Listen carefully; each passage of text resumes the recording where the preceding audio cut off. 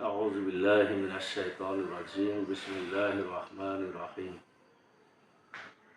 احشروا الذين ظلموا وأزواجهم وما كانوا يعبدون ফেরেশতাদের বলা হবে, একত্র করো জালেম ও তাদের সহচরদের এবং তাদেরকেও যাদের ইবাদত তারা করত।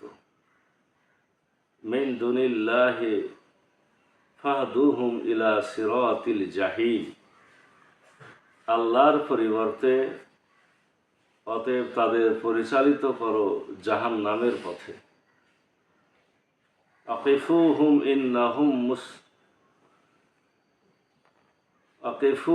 ইন্নাহুম মাসউলুন, আর তাদেরকে থামাও, নিশ্চয় তাদের প্রশ্ন করা হবে। মা লাকুম লা তানাসারুন, তোমাদের কি হলো যে তোমরা একে অপরকে সাহায্য করছো না। বাল হুমুল ইয়াওমা মুস্তাসলিমুন, বস্তুত সেদিন তারা আত্মসমর্পণ করবে। ওয়া আকবালা বাদুহুম আলা বাদিন ইয়াতাসাআলুন, আর তারা একে অপরের সামনাসামনি হয়ে জিজ্ঞাসাবাদ করবে। ক্বালু ইন্নাকুম কুনতুম তা'তুনানা আনিল ইয়ামিন, তারা বলবে তোমরা ডান দিক থেকে আমাদের নিকট আসতে। ক্বালু বাল লাম তাকুনু মুমিনিন, তারা জালেম নেতারা বলবে বরং তোমরা মুমিনই ছিলে না। ওয়ামা কানা লানা আলাইকুম মিন সুলতান, আর তোমাদের উপর আমাদের কোনো কর্তৃত্ব ছিল না। বাল কুনতুম কওমান তাগীন, বস্তুত তোমরাই ছিলে সীমা লঙ্ঘনকারী সম্প্রদায়। ফাহাক্কা আলাইনা কাওলু রাব্বিনা ইন্না লাযায়িকুন, অতঃপর আমাদের বিরুদ্ধে আমাদের প্রতিপালকের কথা সত্য হয়েছে, আমাদের অবশ্যই শাস্তি ভোগ করতে হবে। ফাআগওয়াইনাকুম ইন্না কুন্না গাওয়িন, আমরা তোমাদের বিপথগামী করেছিলাম কারণ আমরা নিজেরাই বিপথগামী ছিলাম। ফাইন্নাহুম ইয়াউমাইযিন ফিল আযাবে মুস্তারিকুন, তাই নিশ্চয় তারা সকলে সেদিন শাস্তির অংশীদার হবে। ইন্না কাযালিকা নাফআলু বিল মুজরিমিন, নিশ্চয় অপরাধীদের প্রতি আমরা এমনি করে থাকি। ইন্নাহুম কানু ইযা কিলা লাহুম লা ইলাহা ইল্লাল্লাহ, তাদেরকে আল্লাহ ছাড়া কোনো ইলাহা নেই বলা হলে তারা ইয়াস্তাকবিরুন, অহংকার করত। সূরা সাফফাত, আমরা আজকে 22 নম্বর আয়াত থেকে 35 নম্বর আয়াত তেলাওয়াত করেছি, অর্থ বলেছি। এই আয়াতে একেবারে কিয়ামতের মাঠের একটা দৃশ্য, যেখানে যারা জাহান্নামী, যারা জালেম, যারা মূর্তি পূজা করত, তাদের একটা অবস্থা বর্ণনা করা হয়েছে। এবং তাদের মধ্যে দুটা ভাগ, একটা ভাগ হলো নেতৃত্ব কর্তৃত্বওয়ালা, আর একটা ভাগ হলো অনুসারী। আবার সে সাথে যাদের ইবাদত করত বলতে কিছু স্বয়ং সেই নামধারী সেই দেব দেবতার কথাও এখানে ইঙ্গিতে বলা হয়েছে। আল্লাহ বলছেন সেদিনকে যখন একত্রিত করা হবে, ফেরেশতাদেরকে বলা হবে একত্র করো, তাদেরকে, জালেমকে এবং তাদের সহচরদেরকে। জালেম আর তাদের সহচর, আমরা অনেক সময় মনে করি যে নেতা বা অমুক কর্তা বা অমুক শক্তিশালী মানুষ অন্যায় করছে, তার পাপ সে বহন করবে। কিন্তু তাদেরকে যারা সহযোগিতা করেছে, তাদেরকে যারা নেতা বানিয়েছে, তাদেরকে কি ছেড়ে দেওয়া হবে? ওর পাপের ভাগ আপনাকেও বহন করতে হবে, কারণ আপনার কারণে যদি সে নেতা হয়ে থাকে। আল্লাহ বলছেন একত্র করো জালেমকে এবং তাদের সহচরদেরকে। তাহলে জালেমকে করা হবে, তার যারা সহযোগী তাদেরকেও একত্র করা হবে। আবার সেই সাথে তাদেরকেও যাদের ইবাদত তারা করত। ইবাদত মানে দাসত্ব। দাসত্ব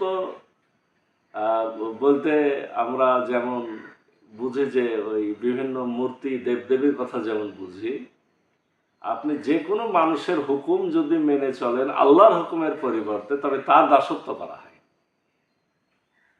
আপনি আল্লাহর মতো আমাকে যদি সম্মান দেন, আমার দাসত্ব আপনি করলেন। আপনি যদি আমার সামনে মাথা নত করেন, আমার সামনে আপনার হাত জোড় করেন, আমার সামনে এমন ভঙ্গিমা করেন যে আমি ছাড়া আপনার কিছু করার নাই, এরকম বাক্য ব্যবহার করেন যে হুজুর আপনি ছাড়া আমার কিচ্ছু নাই, আপনি আমার সব, এরকম যদি আচরণ করেন, তাহলে আপনি কার দাসত্ব করলেন? আমার দাসত্ব করলেন। তাহলে যাদের দাসত্ব করেছেন তাদেরকে হাজির করা হবে, জালেমদেরকে হাজির করা হবে, অনুসারীদেরকেও সেদিন হাজির করা হবে।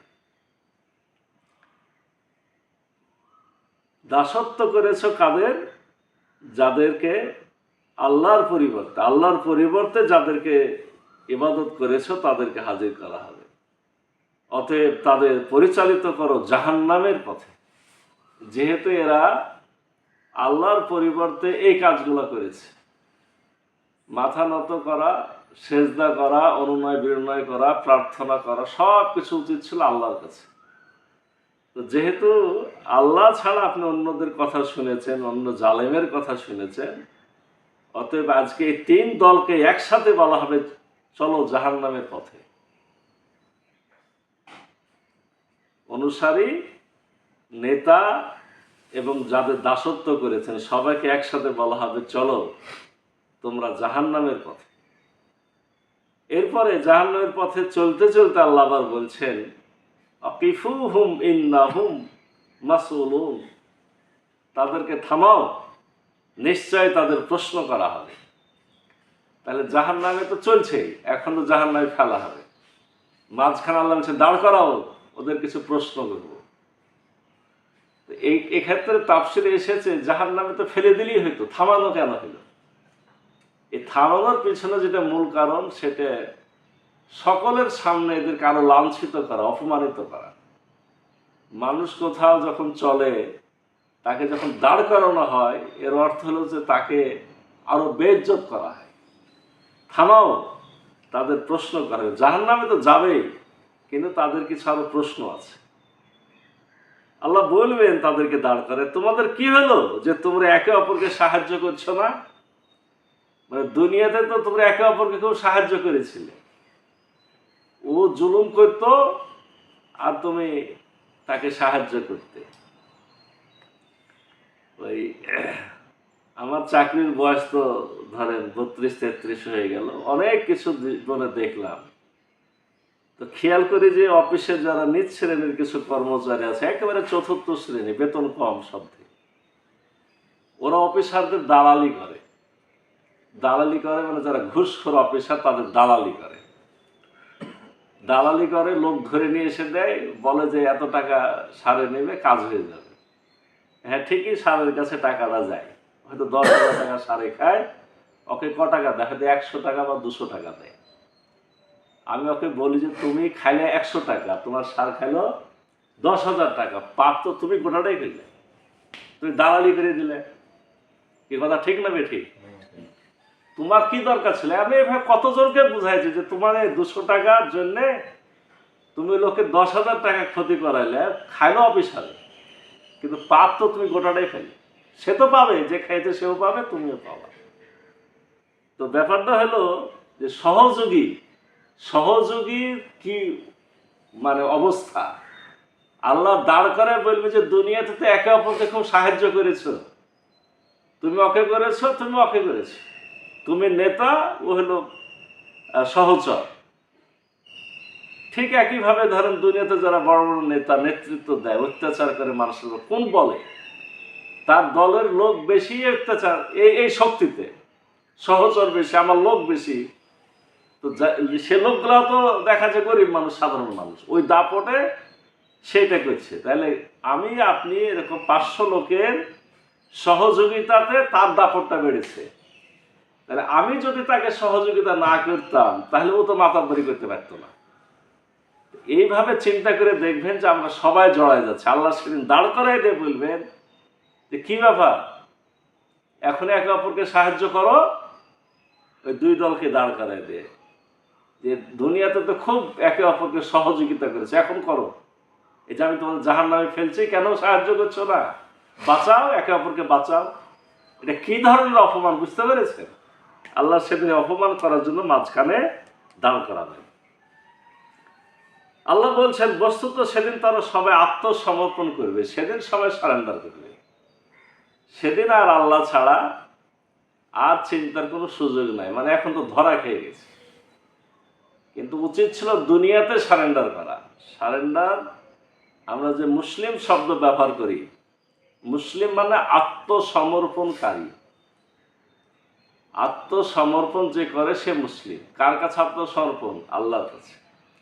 দুনিয়াতেই আল্লাহর কাছে আত্মসমর্পণ করলে আমরা নাজাত পেতাম। তখন আত্মসমর্পণ করে কোনো লাভ আছে? তখন আল্লাহর কাছে ধরা খেয়ে আল্লাহ যা বলছেন তাই শুনছি, আর তো কোনো লাভ নাই। করতে হতো এখানে।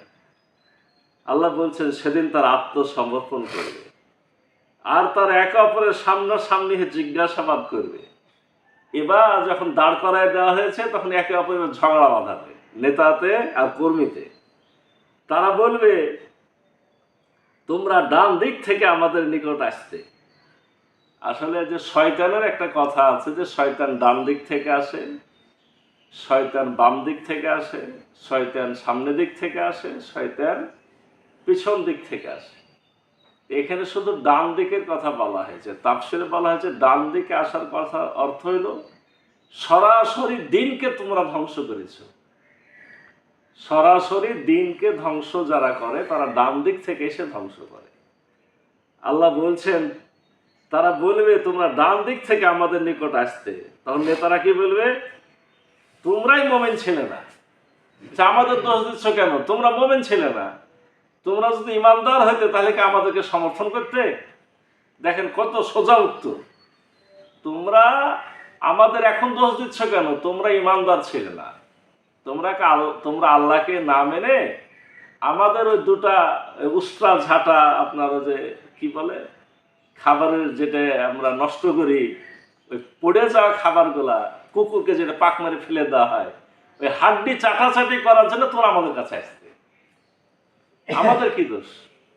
নেতারা সেদিন কিন্তু অস্বীকার করবে। আর তোমাদের উপর আমাদের কোনো কর্তৃত্ব ছিল না, বরং তোমরাই ছিলে সীমা লঙ্ঘনকারী। যে কিসের আমাদের কর্তৃত্ব? মানে আসলে তো নেতাদের কর্তৃত্ব নাই, নেতারাকে আমরা মানার কারণে তাদের কর্তৃত্বটা বাড়ে। যে তোমরাই ছিলে সীমা লঙ্ঘনকারী, আমাদের কোনো কর্তৃত্ব ছিল না। তাহলে কি হলো? সেদিন নেতারা সব অস্বীকার করে বসলো। অতঃপর আমাদের বিরুদ্ধে আমাদের প্রতিপালকের কথা সত্য হয়েছে, আমাদের অবশ্যই শাস্তি ভোগ করতে হবে। এবার বলছে নেতারা যে আর কিছু করার নাই, এগুলো বলে তোমার আমার লাভ নাই। আমাদের প্রতিপালক সেদিন সুন্দর করে বলবে আমাদের প্রতিপালকের কথা সত্য হয়েছে। মানে আল্লাহ যেটা বলেছিলেন সেটা, এটা দুনিয়াতে থাকতেই তো আল্লাহ এই বাণী আমরা শুনেছি।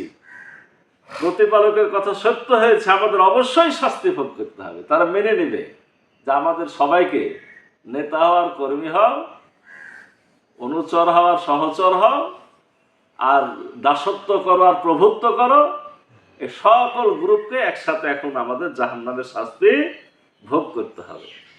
আমরা তোমাদের বিপদগামী করেছিলাম কারণ আমরা নিজেরাই বিপদগামী ছিলাম।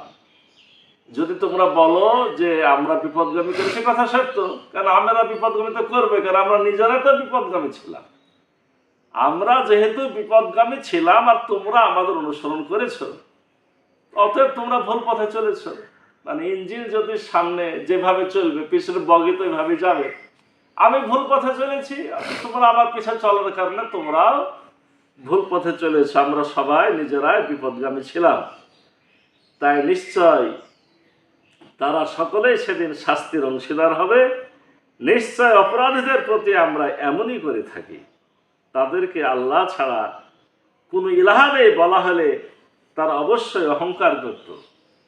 আচ্ছা, এখানে যে আমরা হাজির আছি তাদেরকে যদি বলা হয় যে আল্লাহ ছাড়া কোনো ইলাহা নাই, তো আমরা তো সবাই মেনে নেব নাকি? নাই তো, লা ইলাহা ইল্লাল্লাহ আমরা মানি তো। কিন্তু এই যে এতক্ষণ যে আলোচনা হইল তাতে ওরকম পাপের ভাগে আমরা কেউ না কেউ তো আছি না? নাই। তাহলে এখানে পাপের ভাগে আছে, আর এখানে বলা হচ্ছে যে ওই লোকেরা যারা ওই জাহান্নামে যাবে তারাকে যখন কালেমার কথা বলা হয়তো তারা অহংকার করতো। তাহলে এর অর্থ কি? আমরা তো অহংকার করি না, করি নাকি? আমরা করি না, আসলে আমরা অজান্তে করি। কেমন অজান্তে জানেন? ইলাহা শব্দের অর্থ আমরা জানি না। ইলাহা মানে হুকুমদাতা, ইলাহা অর্থ আইনদাতা, ইলাহা অর্থ বিধানদাতা। তাহলে আমরা কি শুধু আল্লাহর আইনে চলি? তিনটা বাদ দেন, একটাতে আসেন খালি, আমরা কি আল্লাহর আইনে চলি? এই যে কোরআনের যে আইনগুলো আছে এগুলোকে আমরা সবাই মানি? মানি না। আচ্ছা, যে নেতাদেরকে আমরা মানি তারা কি কোরআনের আইন মানে? তারা কোরআনের আইন মানে না। তাহলে ইলাহা অর্থ যদি একটা খালি নেন যে আইনদাতা, আল্লাহর আইন ছাড়া কারোর আইন মানি না, এ শক্তি যদি আমার আপনার মধ্যে তৈরি হয় তাহলে বোঝা যাবে যে আমরা আসলে অহংকার করছি কি করছি না। আমরা অহংকার করি। কেউ যদি আল্লাহর আইনের কথা বলে, কোরআনের বিধানের কথা বলে, ধর তোমার এসব বাদ দাও, এগুলো দুনিয়াতে চলে নাকি? নামাজ পড়ে যে কেউ না কেউ বলে, তাহলে এই যে বলাটা এটা অহংকার হলো না? আল্লাহর আইনের উপর অহংকার হলো কি হলো না? এই অর্থে আমরা অহংকার করি। মানে সহজভাবে বুঝি না, কিন্তু আসলে লাইন মতো বুঝালে আমাদের মধ্যে সে পাপ, ওই পাপ না থাকলে তো আপনাকে জাহান্নামে দিবে না, কিন্তু ওই পাপ আমরা না জেনে না বুঝে করে ফেলছি। আল্লাহ আমাদের সকলকে সঠিক বুঝ দান করুক, কোরআনের হেদায়েত দান করুক, কোরআনের পথে চলার সুযোগ দান করুক। সকলকে আল্লাহ।